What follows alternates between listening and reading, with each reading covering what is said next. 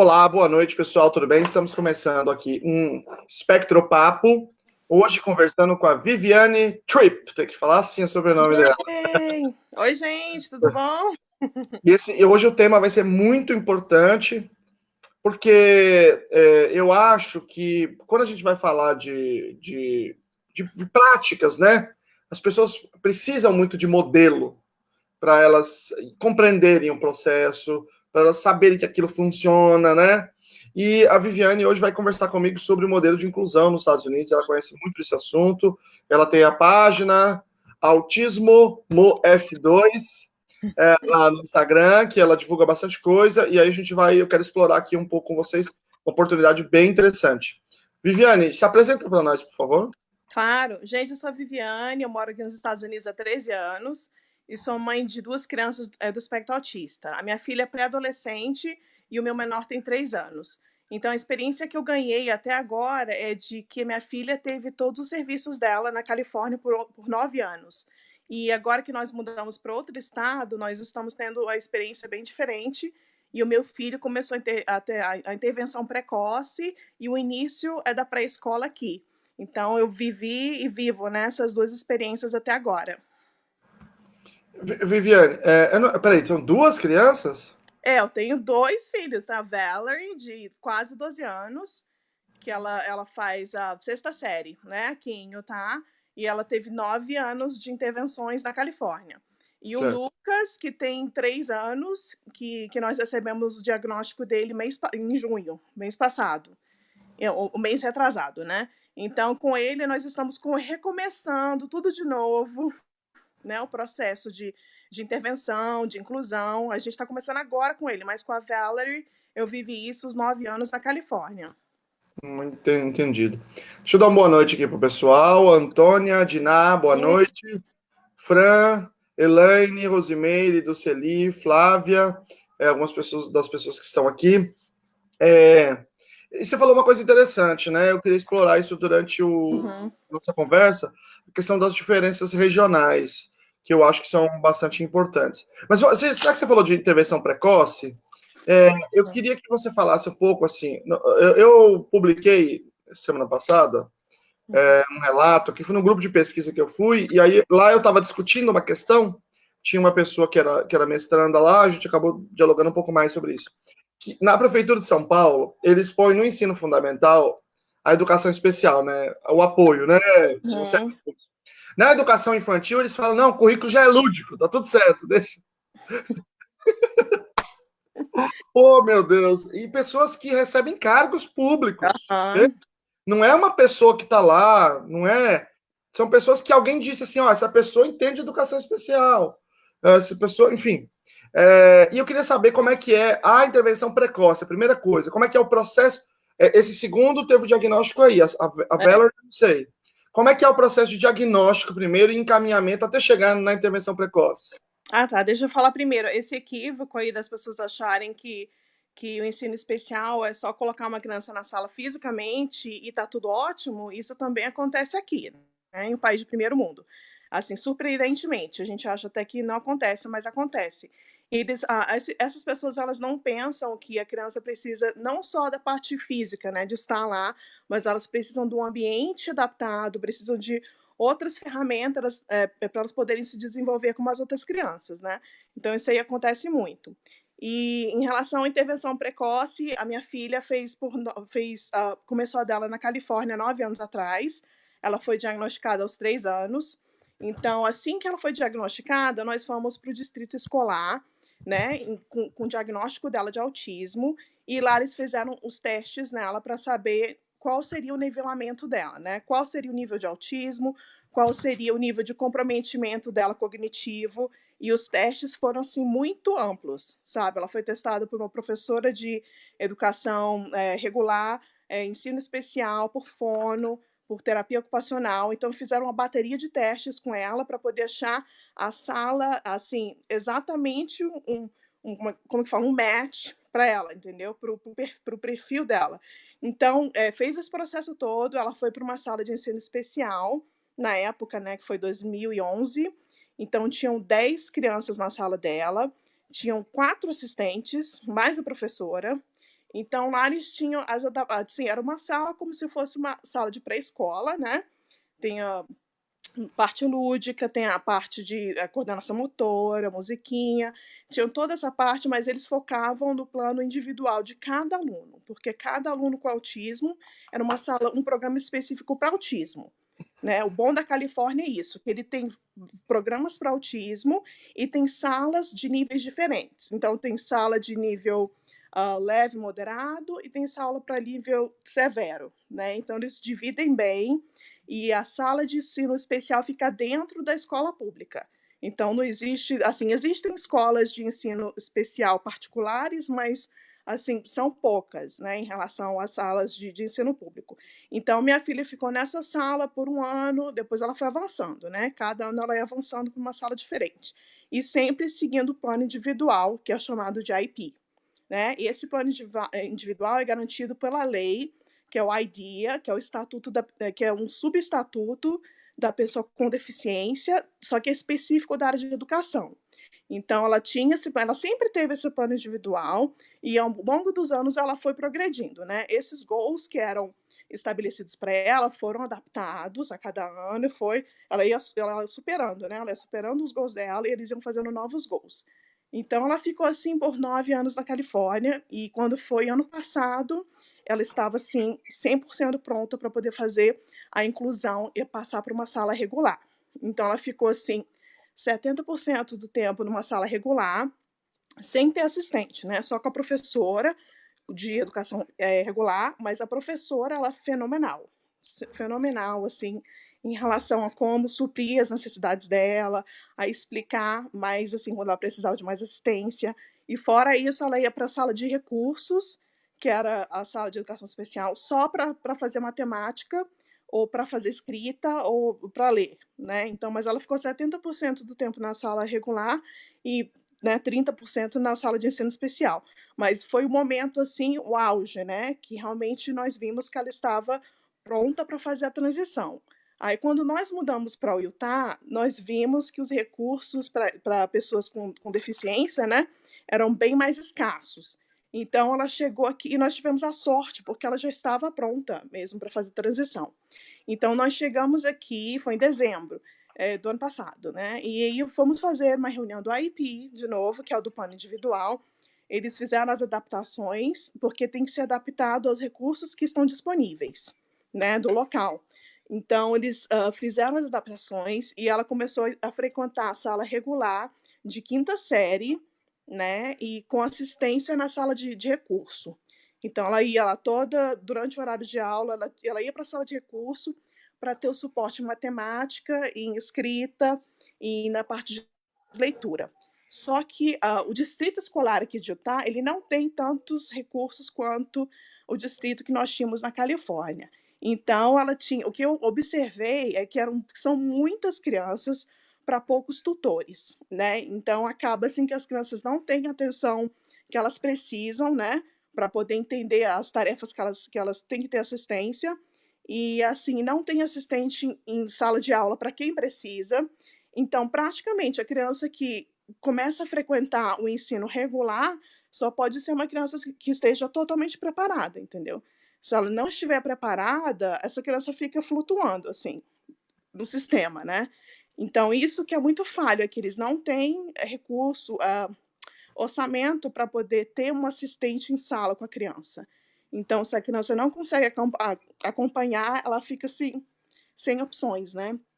E o que os pais fazem aqui, teve uma associação de pais que criou uma escola em 2006, porque eles estavam assim revoltados, né, com a situação do ensino público. Então eles criaram uma escola que é chamada de Spectrum Academy, que é a Academia do Espectro, que tem crianças do espectro autista e tem crianças típicas também. Então, eles adaptaram essa escola só para crianças, assim, para dar uma melhor assistência às crianças que têm autismo. Só que os pais têm que fazer uma loteria para conseguir entrar na escola, né? Eu tentei colocar minha filha lá, mas não deu, porque eles fazem um sorteio, uma loteria, e a demanda é muito grande para as vagas. Então, por enquanto, o que nós estamos fazendo é manter a Valerie nessa escola, e eu fico em feedback direto com a professora de ensino especial. Interessante. Muita coisa boa. Deixa eu dar uma boa noite aqui pro pessoal que chegou aqui depois. Deixa eu ver. Cleide, Simone, Ilza, Adriana, boa noite. A Eliane, Vanessa, Flávia, Maísa, Alice França. Alice França escreveu assim: professor, aqui a metodologia Waldorf tem deixado a desejar, sem oferecer adaptações, porque todos são tratados como únicos. Não sei se em outros lugares é assim. Liz, eu não sei o que quer dizer exatamente, todos são tratados como únicos. Se todos for único, tem adaptação. Porque se não tem adaptação, eles não são tratados como únicos, apesar do discurso ser esse, né? Então, acho que o discurso caminha de um jeito e a prática é para outro. Beatriz, boa noite. Danilu, boa noite. Mônica, Liliane, tudo jóia, Liliane? Rosa, boa noite. Andréia, que está aqui, tem um filho aqui com 11 anos e ainda não alfabetizado. A Daniele, Bonfato, Rubiana, Márcia, Maria Aparecida, Cláudia. Boa noite a todos vocês. Vivi, o seu perfil chama Vivi, né? Você falou uma coisa sobre estar preparado para a sala de aula.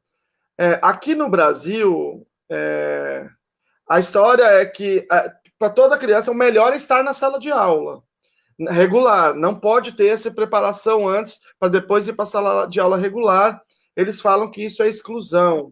Isso de ficar 30% na sala de professor de sala de recursos, eles falam também que não pode, que isso é exclusão. Como é que você sente isso como mãe? Não, eu acredito que a inclusão é um processo gradual, entendeu? Você não pode esperar pegar uma criança nua e crua, né? Como o meu filho, agora de 3 anos. Eu não posso esperar colocar ali uma sala regular, sem assistência nenhuma, e achar que tá tudo ótimo, que ele vai aprender da mesma forma que as outras crianças. Não acontece assim, né? Aqui é feito de forma muito assim individualizada, né? Cada criança tem o seu plano individual, então eles têm que realmente fazer um match, tem que, como é que fala, ligar cada criança a um programa que seja específico para a habilidade, para o que aquela criança precisa, né? Não tem como você colocar uma criança numa sala regular, é uma pessoa do autismo, colocar na sala regular e achar que ela vai se desenvolver e vai ter sucesso como as outras. Isso não existe. Né? Elas precisam de ter acomodações, de terem adaptações, de ter um assento específico mais perto da professora, de ter intervalos, né? De ter alguém ao lado explicando. Assim, as crianças com autismo são muito únicas, né? Então, eu acredito que o processo de inclusão tem que ser feito de forma gradual e tem que realmente ser, como é que fala, moldado a cada criança, né? E isso é um processo muito complexo e bem delicado, assim. Acho que as pessoas acham que é mais simples do que é, mas é bem complexo, assim, bem. Aliás, eles escrevem também que não pode ter ninguém ajudando a aprender, não. Que se tiver é exclusão. Eles escrevem isso. Não, não, não, não, não. Não sei de onde que eles estão tirando isso, de qual livro. Não é. Não, eles escrevem os livros, aí um usa o livro do outro, mas eles não medem em lugar nenhum, não. Eles só escrevem, só. Eles não usam nenhum dado, não, para Não, dizer. todo sim, para você ter ideia, os professores aqui da escola pública, eles usam muito a aba, assim, usam demais os conceitos da aba. Isso eu vi muito assim presente na Califórnia. Os 9 anos de intervenção que a minha filha teve lá, eles usam os preceitos da aba em sala de aula, né, de reforçar um bom comportamento e de ignorar o mau comportamento. Todos aqueles preceitos da aba, isso é muito importante, porque ajuda a criança, assim, porque todos os profissionais precisam trabalhar na mesma, ah, na, na mesma página, né? Eles precisam estar fazendo o mesmo trabalho. Não adianta a criança ir para a escola, se comportar mal e ser punida, né? Sendo que esse comportamento não é culpa dela, e aí depois ela ter aba em casa e ter uma outra postura. Então, acho que todo mundo precisa trabalhar da mesma forma para que a criança consiga progredir, né? Consiga uma intervenção legal. Aqui, olha o que a Andrea está falando. Ela está falando assim, ó. Meu filho faz sala multifuncional, mas em sala de aula não tem material adaptado. Com isso, ele está no 4º ano da escola regular e não está alfabetizado. Como que pode, no 4º ano, numa sala regular, os alunos estão lá aprendendo, sei lá, verbo, pronome, um monte de coisa, e você tem uma criança na mesma sala que não aprendeu a ler e escrever. E aí eu fico chateado, porque eles falam essas coisas, mas eles não medem, eles não avaliam, eles só ficam escrevendo, né? Aí você não para se colocar e para testar como que esta criança se sente. Se isolar é colocar ele em outra sala, mas isolar é você colocar ele numa sala que ele sente que todo mundo está aprendendo outra coisa e que ele fica discriminado, ele fica, enfim, ele está lá no canto, sei lá, fazendo parâmetro, desenhando. Então, isso, do ponto de vista psicológico, a gente precisa produzir dados sobre isso, mas é extremamente agressivo. Mas vamos voltar aqui sobre a conversar um pouco, Vivi. Nós estamos falando de 2 estados diferentes, né, Califórnia e Utah, e nesses 2 casos você tem experiência especificamente da intervenção precoce. Antes da escola, como é que é esse processo antes da escola? Você está falando da pré-escola?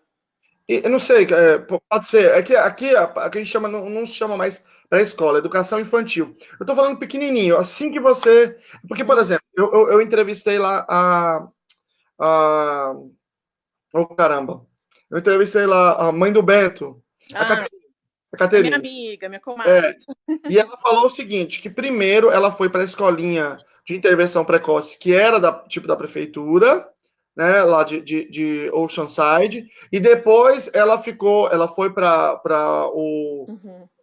a school, não sei qual é o nome exatamente, foi para a escola, acho que não sei se era escola, e aí uma parte era feito pelo insurance, né, pelo seguro. Como é que é essa relação entre escolas, os diferentes níveis de escolaridade aí e o convênio? Como que, assim, na Califórnia acontece assim, até de 0 a 3 anos, a criança tem direito a ter aba gratuita, fono e TO pelo San Diego Regional Center, né? Então, até os 3 anos, a criança tem acesso, assim, gratuitamente a todos esses recursos. Então, depois que a criança completa os 3 anos, a bola já passa para o distrito escolar, né? De cada Isso aí não é da escola, isso aí não é da educação. Esse serviço de até 3 anos. Esse serviço de 0 a 3 anos é um serviço do Estado, né? Ele não é o serviço do distrito escolar, é o serviço do Estado, né? Que eles têm o orçamento deles, então eles investem maciçamente nisso, porque eles sabem que se eles investirem nisso, a chance de sucesso das crianças será muito maior, né? Investindo no comecinho. Então, o Estado investe nisso, e aí, logo depois, já pega um gancho com o distrito escolar. Geralmente é assim, a assistente social desse programa, né, de 0 a 3 anos, já faz o gancho para o distrito escolar mais próximo da criança para poder achar um match, uma escola que combine com tudo que a criança precisa, né? Então, depois disso, a criança passa para a escola, né, para a sala de aula que vai ser adequada para ela. Então, ela fica, geralmente, assim, quando começa pequenininho, a criança, se for moderado ou severo, ou até mais leve, dependendo, ela vai para um programa de educação especial. É uma pré-escola, né, que eles chamam de pré-escola. E ela vai para esse programa, fica um ano nesse programa e depois vai passando para outros programas, né? Para outras salas. O bom da Califórnia é que são vários níveis, né? Eles têm assim muita flexibilidade, tem muitos profissionais altamente capacitados, tem os que têm mestrado, né, professores de educação especial, e realmente os professores de educação especial são a espinha dorsal do sistema educacional, né, de toda a escola, assim, eles são os profissionais que vão brigar mesmo pelas crianças, que vão ajudar os pais. Então, assim, eu como mãe, pela experiência que eu tenho aqui, a minha filha só chegou onde ela chegou pelo excelente suporte de todos os profissionais, mas principalmente pelos professores de educação especial. Eles são, assim, afinais todos, né? Assim, daqui dos Estados Unidos, do Brasil, são os que realmente vão atrás e tentam ajudar. Assim, essa experiência que eu tive. Eu não sei se eu respondi tudo que você perguntou. Eu já vou completar já, porque eu quero saber agora de Utah, mas deixa eu só falar uma coisa antes. Quando eu falei com a Caterine, ela falou que a professora dela é BCBA, professora de saúde, de sala de educação especial aí do Bento, né? Ou seja, significa que ela tem um mestrado, pelo menos um mestrado, e tem um análise do comportamento bem forte. Então, ou seja, é uma pessoa extremamente preparada. Acho que essa análise que você fez é muito boa.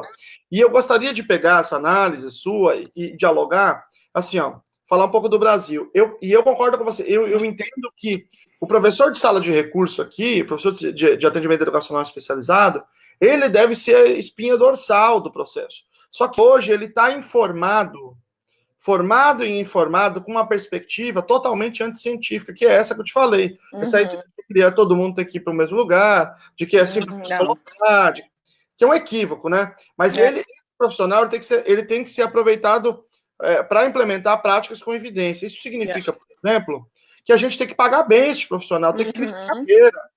Toda a prefeitura, eles dão um jeitinho, é sempre um arranjo para colocar o professor de sala de recursos. A gente precisa criar carreira, criar um crescimento na carreira, oferecer um suporte mais técnico, científico. Então, enfim, deixa eu te falar, você falou que de 0 a 3 anos, na Califórnia, tem um serviço que é do Estado, ligado direto ao Estado, não como se fosse equivalente aqui à Secretaria de Educação. Aí em Utah tem esse serviço? Como é que fica o atendimento de 0 a 3 anos, você sabe? Olha, mas sim, eu posso dizer que eu vivi a lua de mel dos serviços na Califórnia. Aí eu mudei para cá, está assim uma piada, assim, uma piada em relação a essa fase inicial, né? E quando eu me mudei para cá, assim, o meu filho ele já fazia na Califórnia a EBA gratuita, né? Já fazia fono, porque eu já tinha suspeitas de que ele também estava no espectro autista. Então nós já assim fomos à frente e já providenciamos tudo. Então, quando nós mudamos para cá, eu contactei o distrito escolar, os programas que tem, porque o programa é dividido por condado, né? Então, no condado que nós estamos aqui é o condado de Davis. Então, eu contactei para saber, assim, esperando que fosse ser equivalente ao que é disponível na Califórnia, né? Mas eles foram me explicar e realmente a aba não existe como intervenção, sabe? De 0 a 3 anos. A moça falou, nós não temos essa terapia e falou assim que a fono é uma visita por mês de uma fono que ela vem ensinar os pais como trabalhar com seus filhos. Então eu fiquei realmente assim chocada. Isso é feito com fono e com TO, né? Dessa visitinha básica de um mês, uma vez ao mês, para o especialista, para o profissional conversar com os pais e praticamente ensinar, entre aspas, né? Os pais como trabalharem com as crianças. E o ABA não existe, de 0 a 3 anos, né? E o problema que nós temos aqui é que o convênio só cobre se houver um diagnóstico. Então, aqui em Utah, o que acontece? Essas crianças de 0 a 3 anos, elas ficam em um limbo, né? Elas ficam assim, elas não têm o atendimento que precisam e elas ficam tendo que esperar, às vezes, anos, né? Para poder começar o ABA. Então, a situação é essa, né? O meu filho já tinha começado a fazer fono e tal, e ele só vai começar a fazer aba mês que vem, porque ele teve o diagnóstico, né, em junho. E porque nós temos um convênio bom. Porque se nós não tivéssemos também, seria mais um outro obstáculo, né? E também em relação à disponibilidade de recursos, aqui existe fila para tudo. Tem lista de espera para escolinha de autismo, que são poucas, né?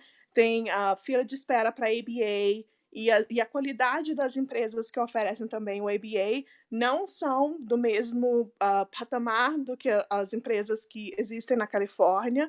Então, eu tive que fazer, assim, realmente procurar muito, investigar, visitar. Tinha empresa que eu chegava lá, tá, obrigada. Ficava 5 minutos e eu já ia embora, entendeu? Então, é muito trabalho quando a gente sai de um lugar que a gente percebe que tem tudo, que é top, quando você está acostumado a ter o melhor e vem para um lugar em que o patamar é bem assim abaixo, né?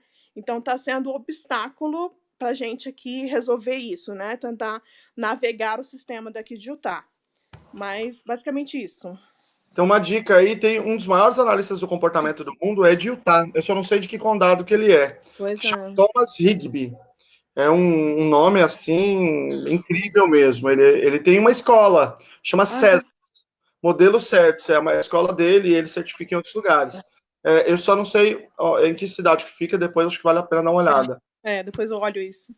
A Daniela, sinto que minha filha hoje com 13 anos e sempre em sala de regular de inclusão sofre muito com o ambiente escolar, pois nada muito adaptado e o que ainda não desenvolve a habilidade individual dela. Tem crises de estresse porque não se adapta. Se a gente, eu acho que até uma dica de pesquisa, quem está vendo aí que gosta de pesquisar, é pesquisar isso, como que essas pessoas com autismo que não conseguem acompanhar a sala de aula se sentem, como seus pais se sentem, porque essa política é uma política, a maioria está apto para a inclusão, se tem ganhos na inclusão, mas a gente tá inclusão de verdade, não só a matrícula, como fazem, mas precisa realmente desse apoio. Vamos lá. Eles descrevendo a gente, discutindo na universidade como se fosse verdade, triste. A Morinha aqui, a Keilane, falando sobre essa discussão da educação especial. Deixa eu ver aqui de perguntas. Várias pessoas falando que é muito importante aquilo que você citou, de todos falarem a mesma língua, com a criança, que realmente isso não acontece quando é tudo desarticulado, né? Falando isso também. A Márcia, sou professora de apoio, de recursos multifuncional e faço apoio adaptando materiais para os professores de sala de regular.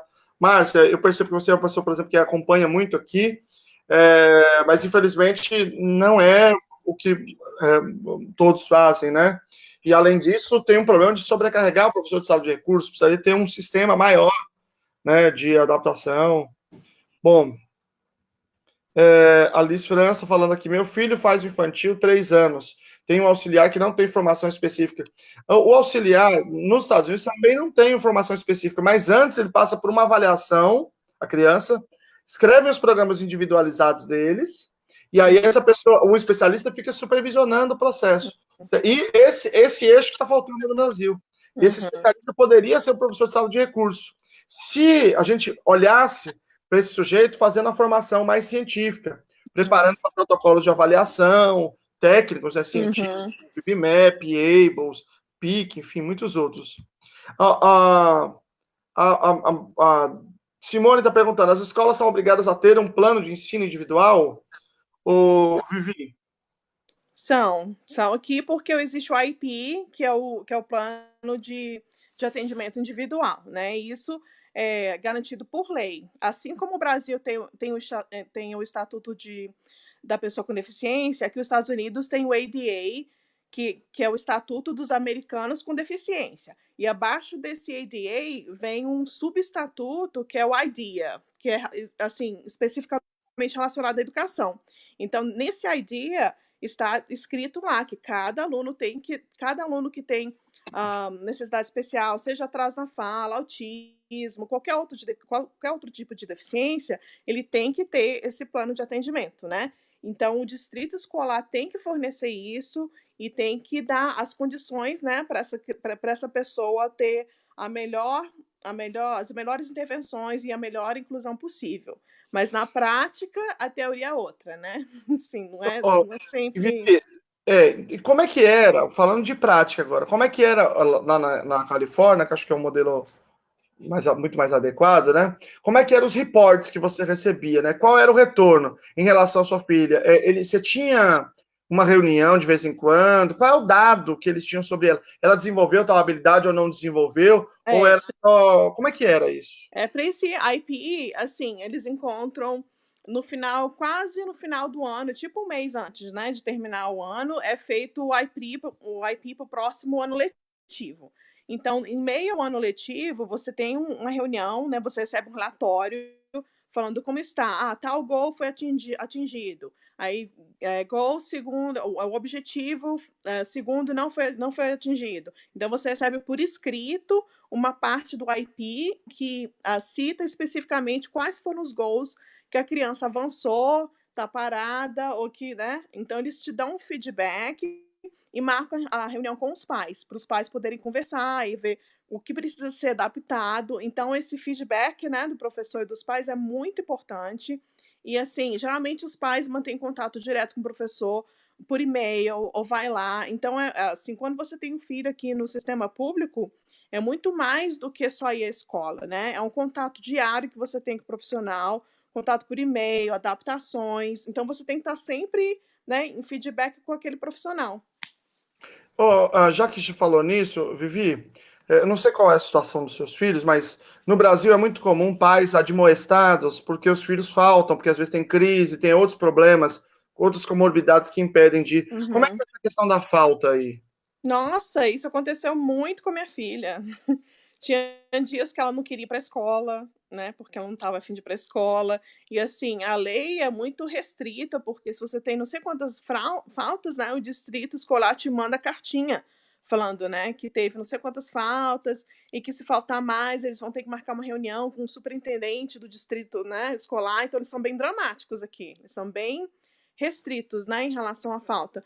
Mas eu acho que isso é muito comum. Às vezes a criança aconteceu alguma coisa na escola que eles não conseguem lidar, então eles não querem voltar, né? Eles estão fazendo esse comportamento de fuga. Então, a minha filha já passou por muito isso quando ela era mais nova, né? Agora, assim, ela foi ficando mais velha, isso desapareceu, mas quando ela era mais novinha era muito complicado, porque doença, se uma criança que pega uma doença, ela não, uma criança autista, ela não vai se comportar da mesma forma do que uma criança típica, né?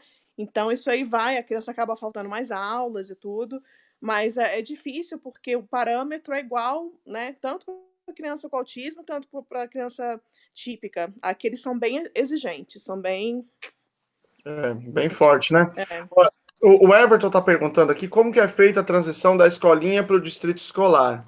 Eu sei que aí as férias são por volta de agosto, né? De julho, agosto. Começa em junho, de junho Como é que é? até Você final de entra em férias em um e aí você começa no outro? Você visita antes o lugar? Eles se mandam o prontuário? Os profissionais se conversam? Como é que é?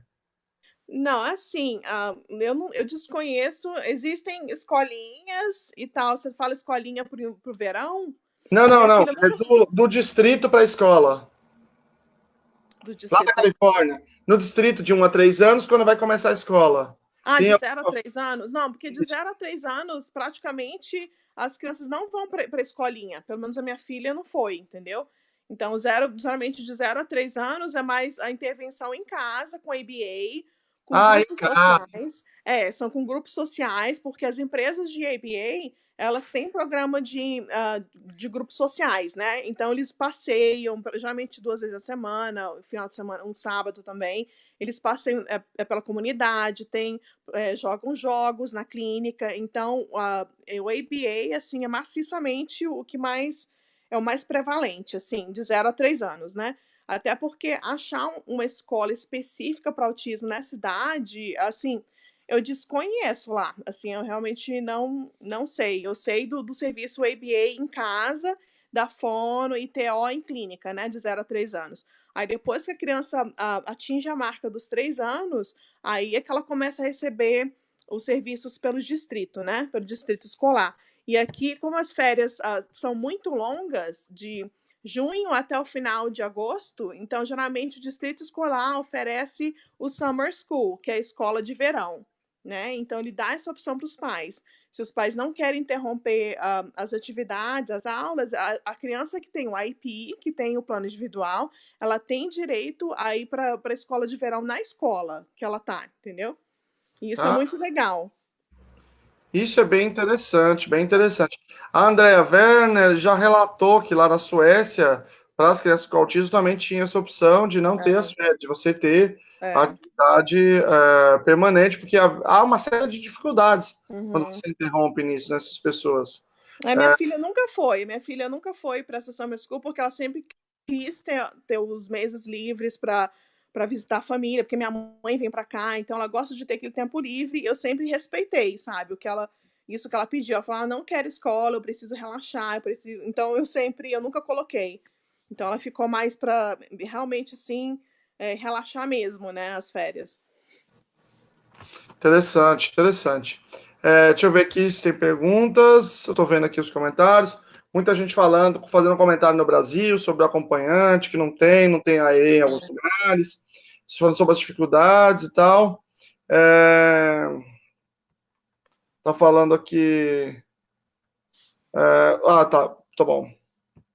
Ela tá perguntando o seguinte: a Antônia, ela é lá do Paraná, de São José dos Pinhais. Ela está perguntando o seguinte: Viviane, os autistas moderados e graves conseguem ir para a inclusão com bons resultados? Você acha que quando você está falando de preparar a criança, preparar num ambiente separado e depois você caminhar até a inclusão, a pessoas com autismo com mais dificuldade, moderado e severo, conseguem chegar até lá algumas vezes, a sua experiência que você tem visto aí, Viviane? Minha filha foi diagnosticada com autismo moderado, né? Ela quase não falava, ela só dava gritinhos.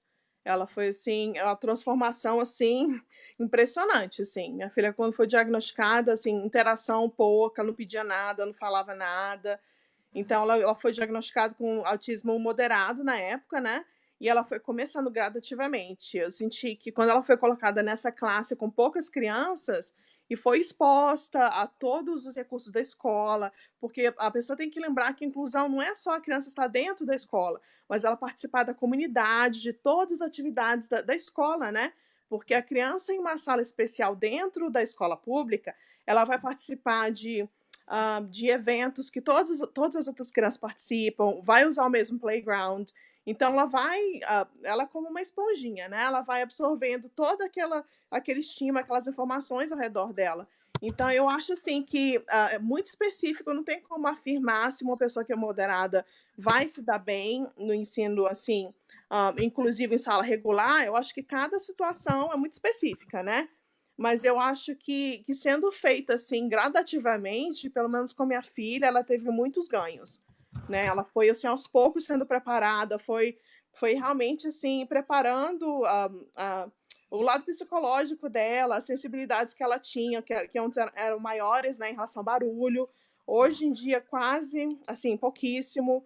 Então, eu não sei, eu acho que depende do caso de cada criança, né? Não tem como afirmar, né? Se uma pessoa vai passar para tal fase, acho que depende, né? Depende do que a pessoa tem acesso, dos recursos, né? Do tipo de De cada prevenção. criança também, né? Cada criança tem um É. tempo, tem uma dificuldade. Não, mas eu acho que é importante, o que é importante, Vivi, dizer assim, em alguns casos é possível, isso acontece. Não é uma coisa que é impossível, é uma coisa que acontece, você está dando um relato aqui bem, bem claro. E assim, no Brasil, o que aconteceu foi o seguinte: esse pessoal que eu estou falando aí, que a gente chama de inclusão total, eles dominaram o MEC durante muito tempo. E aí o que eles fizeram? Eles tentaram fechar toda a educação especial e não conseguiram. Porque eram instituições privadas, como a PAI, e aí eles têm força política e eles não conseguiram. Mas as salas de educação especial dentro da escola regular, eles fecharam. Sobrou uma outra no Brasil só. Que na verdade, seria o melhor recurso que a gente teria. Justamente para você fazer essa coisa individualizada, que a criança pode estar lá todo o tempo, a maior parte do tempo, mas ela pode fazer uma educação física junto, pode ter um recreio junto, pode ter uma aula de arte junto, enfim.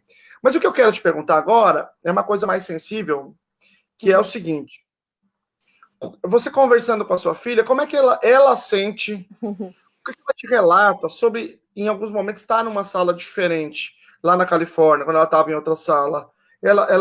Como é que ela sente isso?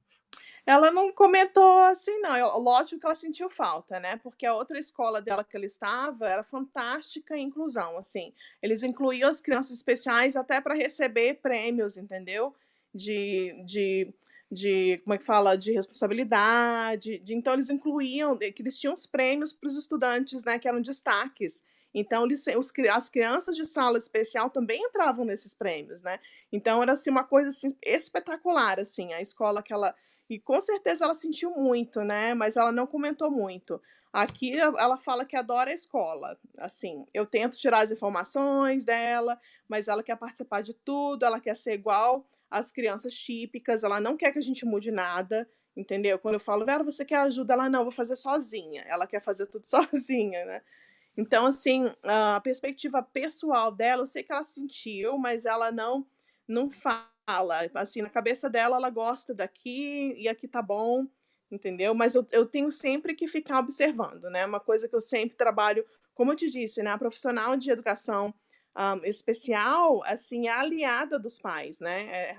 Trabalha lado a lado e eu sempre converso com ela, que é responsável pela sala de recurso, e ela sempre dá uma checada na Valerie, né? Ela vai na sala geral e fala: como é que você acha que ela tá indo?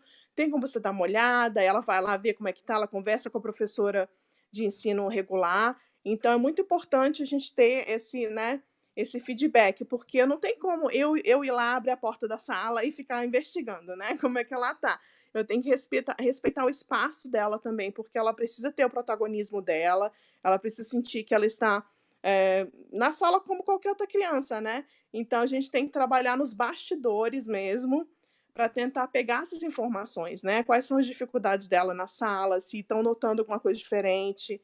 E eu também observo em casa, né? A atitude dela perante a escola, se ela parece estar animada a ir para a escola, né? Como que está o lado emocional dela. Então é muito difícil para os pais conseguirem, né? Assim, saber exatamente o que está acontecendo. Assim, a gente faz malabarismos para tentar dar o suporte que eles precisam. Quando ela estava na outra escola, quando ela estava numa sala de educação especial, ela estava chateada? Como é que ela, essa transição para a inclusão, para a sala de aula? Não, ela foi super bem a transição dela, né? A professora falou assim: eu realmente não sei por que ela está nessa sala mais, né? Porque ela falou que ela está totalmente assim preparada para fazer a sair daqui, né? Porque nessa sala tinham crianças que tinham mais problemas de comportamento, apesar de ser assim moderado, né? E ela já tinha passado disso, né? Ela não tem assim problemas de comportamento em sala. Se você entra numa sala que ela tá, ela tende a, como tu fala, é como se ela não tivesse autismo na sala, né? Porque os steams dela, ela parece que controla. Quando ela tá no meio de ensino, assim, na sala de aula, você não vê ela fazendo steams, ela parece que controla. Quando ela chega em casa, ela faz os teams que ela quer, pula, faz as coisas que ela quer. Mas eu acho que ela tenta, ela mesma se adapta ao ambiente que ela tá, né? Que ela vê que as crianças se comportam assim, assado. Então, é o que eles falam de mascarar, né? O autismo. Tem autistas que fazem isso, mascaram o autismo quando estão em certos ambientes.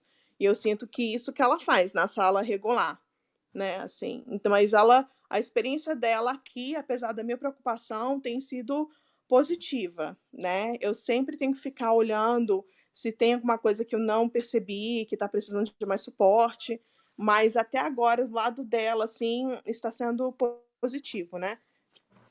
Tem uma pergunta aqui da Angélica Ismael. Que idade que você diagnosticou mas, a sua filha? Mas eu queria perguntar filha e filho. Na É. verdade, a pergunta é assim: no Brasil, você acompanha bastante a comunidade aqui, você sabe, Uhum. né? A gente aqui, para fazer um diagnóstico, às vezes sai com criança com 7 anos, porque Nossa. o médico fala assim: ah, não, é só aguardar, menina é assim mesmo, não, mãe, está neurótica, cada um tem seu tempo, e aí vai falando coisas assim, por vários motivos. E aí, enfim, você consegue o diagnóstico muito depois. Se está no sistema público, então é quase impossível, assim, você conseguir na primeira infância. Uhum. Como que foi esse diagnóstico? Quando você conseguiu? Em que idade você conseguiu fazer esse diagnóstico? Se demorou muito, se teve Uhum. que correr muito. A Vera foi diagnosticada com 3 anos e 3 meses. E foi uma luta para eu conseguir, porque eu sabia que tinha alguma coisa diferente nela, né? Mas eu não sabia o que era, assim, porque ela passava como uma criança assim tímida, sabe? Ela tinha atraso na linguagem já, assim, que eu percebia, mas eu via que ela não sabia socializar com as outras crianças no parque, não tinha assim aquela socialização com a gente. Então sabia que tinha alguma coisa errada, né? E problemas também médicos, né? Constipação, muita seletividade alimentar, né? Barulho, ela sempre fazia assim, ela não gostava de quando ia em festinha, cantavam parabéns, ela fazia assim. Então foi uma luta. Eu teve uma época que eu acho que eu venci os médicos do hospital por cansaço, porque eu ia toda semana no médico, toda semana no médico, até que resolveram chamar é uma pessoa do conselho tutelar na minha casa, porque achavam que o problema era meu, né? Achavam que eu era mãe louca, né? Chegou nesse ponto, porque eu falei: se eu não sei, quem vai saber vai ser um médico, alguém da profissão tem que saber o que está acontecendo com ela, né? Mas aconteceu isso, chegou nesse ponto, e aí a pessoa foi lá, achou que tinha um problema na minha casa e viu que eu não tinha e tal. E aí, até um belo dia que a pessoa que atendia minha filha, acho que já estava de saco cheio, né? De atender minha filha. Então, ela passou a bola para um outro médico. E esse médico é um médico top, assim, super experiente, pediatra, assim, pediatra normal, ele não é especialista. Mas ele bateu o olho na minha filha e falou assim: ela fala? Eu falei: não, ela fica só dando os gritinhos. E falei, né? Conversei com ele. Ele falou assim: não, nós vamos dar um encaminhamento imediatamente para o especialista em desenvolvimento e comportamento. Nossa, naquele dia, assim, as portas se abriram, sabe, assim, porque ele foi o profissional que realmente sabia que tinha alguma coisa que não estava, né, que não estava certa. Então, ele deu encaminhamento e nós fomos, ela foi testada, nós recebemos todos os formulários em casa pelo correio, né? Que são o MChat, todos os formulários, né? De fazer a triagem mesmo, né? Comportamental. Acho que foram os 3. Eu respondi tudo, mandei de volta para o hospital, o Naval Hospital San Diego, né? O hospital militar enorme em San Diego. e o especialista era lá. Então, eu respondi tudo, ela fez o teste, e aí o médico falou: ah, ela está no espectro autista. E foi assim, um choque pra gente, mas foi um alívio ao mesmo tempo, né? Porque finalmente a gente sabia que seria o começo, né? Assim, da nossa jornada para poder tentar ajudá-la nesse processo. E aí a gente saiu de lá com um plano de atendimento que foi assim fantástico. É o que todo pai e mãe precisa, né? Quando ele vai no médico, ele ter realmente orientação do que fazer. E aí ele colocou aba, primeiro lugar, escola, fono, TO. E ele sempre enfatizou, aba e escola são os pilares, né, da intervenção. Ele falou assim, ó, se algum dia não der, se você não tiver tempo na sua agenda para fono, você pode parar um pouquinho, mas aba, escola são assim os pilares. Ela tem que ter isso. E falou que tinha que ser acho que umas 3 horas por dia. Então minha filha fazia de segunda a sábado aba, mas é uma aba assim de esquema bem assim versátil em casa, no parque. Nós íamos para todos os lugares com ela fazer aba, não só em casa, né? Então era um esquema bem versátil mesmo. Até a gente tem que fazer um vídeo depois a respeito de aba. Mas foi isso. Ela foi diagnosticada com 3 anos e 3 meses. Eu não tinha ideia do que ela tinha, né? E assim foi muito difícil. Agora, do meu filho, agora, eu já estava como um gavião em cima, né? Quando ele fez 1 ano e meio, não falava nada. Muito quietinho, mamãe e papai, não falava nada. E assim, bem assim, quietinho demais, falava pouquinho, não tinha estereotipias ainda na época, então a gente ficou realmente acompanhando, assim, né? Levamos no mesmo especialista, ele falou, agora eu não vejo, realmente não vejo que ele seja do espectro. Aí a gente esperava mais 6 meses, aí testava de novo, ele, ainda não tô vendo. Aí até chegar à fase que foi quase 3 anos aqui, que ele foi testado por uma psicóloga, né? Então aí ele já tinha estereotipias de pular, andar na pontinha dos pés, o contato visual era inconsistente, né? E a fala também bem pouca. Mas o que eu observei, assim, que até chegar aos anos, ele estava falando, até chegar aos 3 anos, a fala estava bem, assim, precária, sabe? E de repente deu um salto, assim, do além. Ele deu um salto, agora está falando muito mais.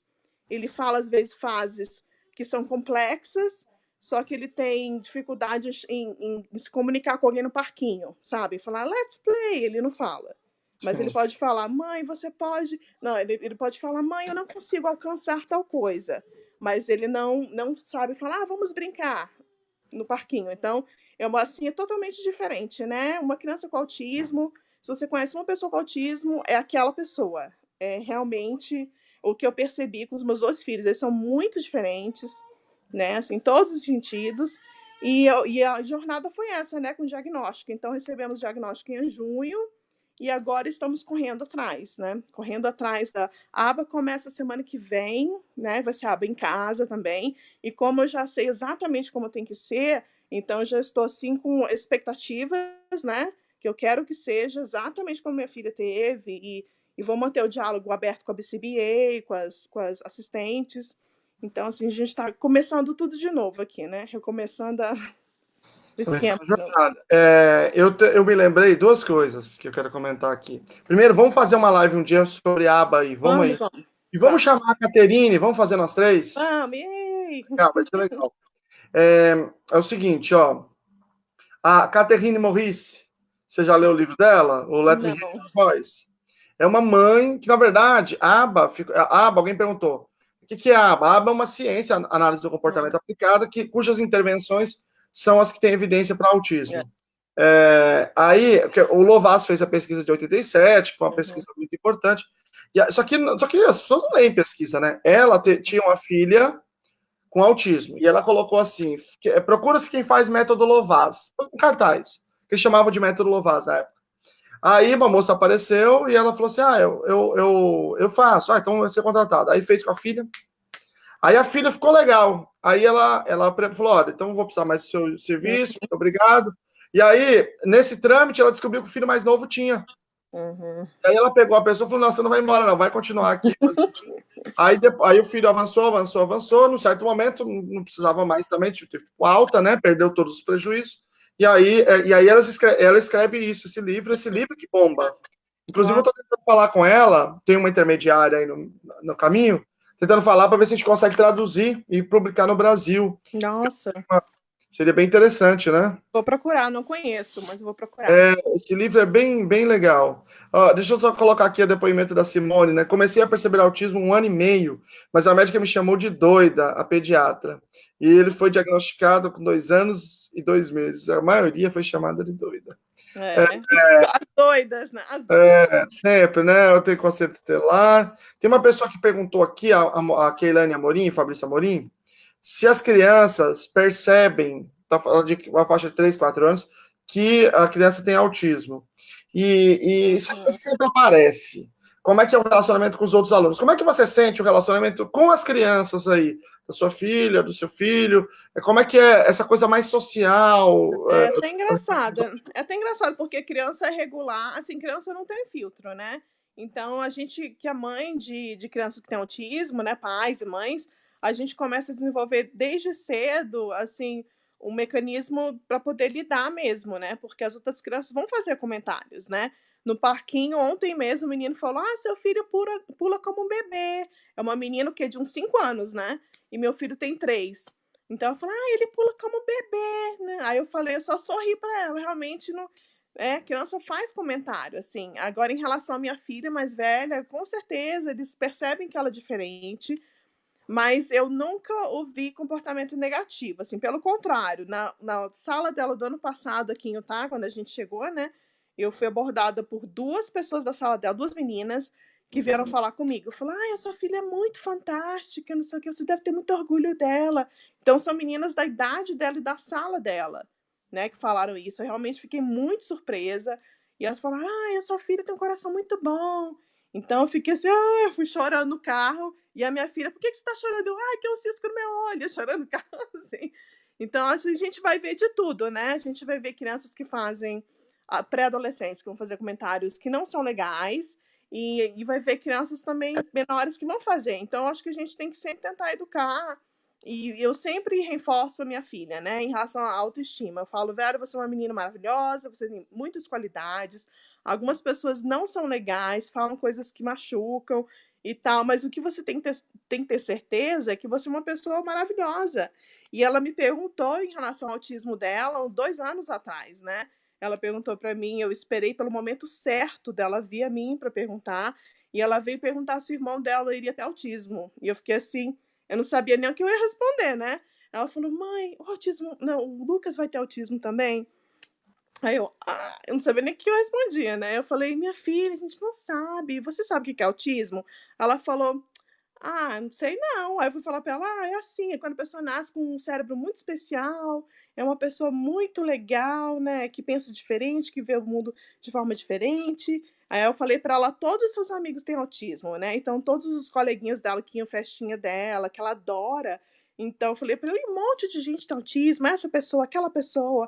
Então, eu fui falando todas as pessoas ao nosso redor que têm autismo, fui dando exemplo de cientistas que tinham autismo, né? E fui conversando com ela legal.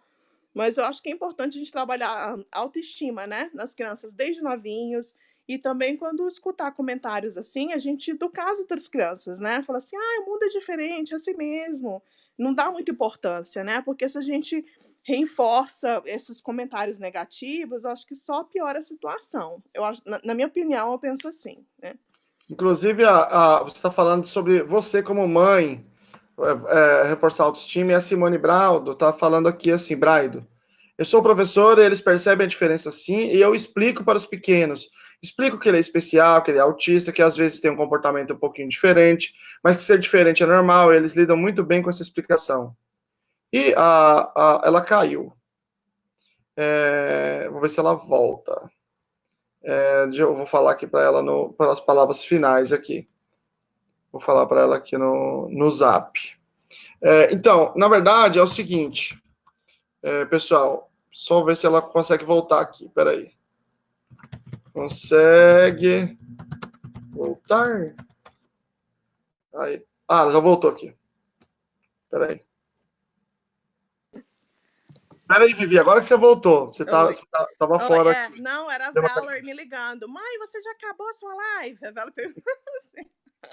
Que maravilha ver a menina desenvolver a fala dessa forma, né? Ela manda as coisas aqui. Fala, pra que você vai falar live? Como assim? O que você vai falar na live? Uma reflexão sobre isso que a professora falou, assim, é importante o professor também ter essa consciência e fazer esse papel, né? Além do pai, o professor também ter essa presença. Mas o que eu vejo é o seguinte, Vivi, crianças mais moderadas a severas, os alunos tendem a fazer tipo ser um mascote, os alunos gostam, defendem. O meu filho é assim na escola também, né? Mas crianças muito leves, aquelas que estão um Asperger ali, as crianças às vezes veem como mal educado por causa da falta de filtro, e porque ele é uma criança que tem uma inteligência preservada e tal. Então às vezes parece que só mal educação, e aí tem muitas vezes o bullying, né? E, Uhum. e o fato de ter inteligência preservada não quer dizer que o sucesso escolar. Tem uma pessoa que colocou um caso, eu não vou achar agora, mas colocou o caso que tem um irmão com Asperger. Ah, vou colocar aqui, ó. O meu irmão tem 6 anos e foi diagnosticado com síndrome de Asperger. Atualmente está fora de escola pelo fato de não ter o professor de apoio. Também minha madrasta foi buscá-lo na escola, ele estava sozinho no banheiro vagando, ou seja, totalmente desassistido. Quer dizer, todos estão desassistidos. E às vezes parece que quando o autismo é leve, está tudo bem, não precisa fazer nada, é só deixar. Isso não é verdade. A gente precisa, esse plano de ensino individualizado é para todos. Se ele tem autismo, significa que ele tem prejuízos, ele tem coisas que a gente precisa ajudar. Então, essa noção de que todos precisam desse apoio, desse suporte, é muito importante. Vivi, nós estamos chegando no nosso horário. Então Vou pedir tá. para falar as palavras finais para os nossos, para a nossa audiência aí, para a gente encerrar com chave de ouro aqui. Gente, eu fiquei muito feliz de ter essa oportunidade, né, de conversar com o Luciano, que é um super profissional. E eu acho que essa live, de repente, será a primeira de muitas ainda, que tem muita coisa para a gente conversar, né? Principalmente de aba e outros assuntos. O que eu tenho para falar é isso: a gente tem que ter sempre resiliência e realmente procurar pelos melhores tratamentos que seguem, né, uma doutrina científica, né, concreta, porque só essas terapias vão realmente ajudar os nossos filhos, né? E quem quiser me contactar, o Instagram é Autism Mom of Two, Autism Mom of Two, e eu acho que tem na página também do Lucelmo. E quem quiser mandar mensagem também, eu vou ficar feliz em responder. E é isso, gente. É força, estamos todos juntos aí nessa jornada. E assim, né? A gente vai aprendendo um dia após o outro e aquela mentalidade de que todos os autistas precisam de suporte, né? Assim, não tem ninguém que precise mais ou menos do que o outro. Todos precisam de ter uma educação exclusiva, assim, educação inclusiva, de terapias, né? Que realmente os ajudem a ter uma boa qualidade de vida. E é isso, gente. Qualquer coisa é só contactar. E obrigada, Luciano, pela oportunidade, viu? A Vivi, gente... eu coloquei nos comentários aqui o endereço do seu Instagram, então as pessoas podem entrar lá. E a Vivi publica muitas coisas interessantes, fala coisas boas e coisas ruins. Eu acho que é legal isso, não romantizar, a gente falar a realidade. Né? Todo lugar tem dificuldade, a gente tem que lutar em todos os lugares. Exatamente. E uma coisa, Vivi, que eu acho assim, que foi muito interessante da sua fala, é porque no Brasil as pessoas estão muito fragilizadas com o discurso de uma verdadeira indústria da picaretagem. Engraçado que a picaretagem ela acusa a indústria, ela tem um discurso conspiracionista da indústria, né? A Vivi caiu novamente. Deixa eu ver se, voltou. Aí, voltou agora. Então, as pessoas estão aqui muito fragilizadas. E, por exemplo, você falou do que o médico falou, da importância da aba, né? E às vezes a gente fala aqui, a gente está falando disso aqui. Peraí. Ela caiu de novo. Agora sim, Vivi. A gente fala de aba aqui. Eu estava falando aí com o marido da Caterine, né? E aí eu falei assim, não, porque lá no Brasil não tem um consenso que tem que ter aba para todo mundo. Ele falou assim, por que não? Eu falei, porque as pessoas ouvem muito, às vezes, pessoas que querem vender os suplementos, e aí entra esse discurso que o autismo não é a aba, que é do intestino, essas coisas assim. Então, eu acho que é muito importante isso, você falar disso, de uma perspectiva de um país que tem uma lei aí, nenhuma criança deixada para trás, né? No Child Left Behind, que diz que tem que dar práticas com evidências na escola. E é muito legal, você falou várias vezes da lei aqui, esse domínio da questão da política pública. Eu agradeço mesmo imensamente você tirar um tempo aqui. Você mande 2 crianças com autismo, eu sei, imagino como deve ser o problema de tempo, então realmente. Prêmio duplo, né? Prêmio duplo. Assim, e já fica o pedido para a gente fazer outra diaba aí, tá bom? Vamos sim. Obrigada, gente. Obrigada, Lucelmo. Qualquer coisa, estamos aqui, viu? Tchau. Tchau, pessoal. Tchau.